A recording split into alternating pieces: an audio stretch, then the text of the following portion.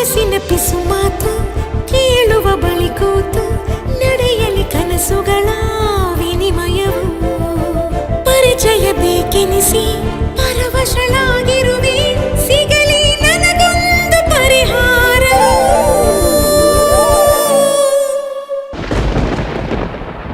ನನ್ನೊಳಗೆ ನೀನು ಉಸಿರಾದನಿ ನಿನ್ನೊಳಗೆ ನಾನು ಶರಣಾದನ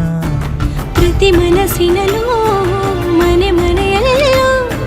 ಬೇವು ಬೆಲ್ಲ ಸೇರಿ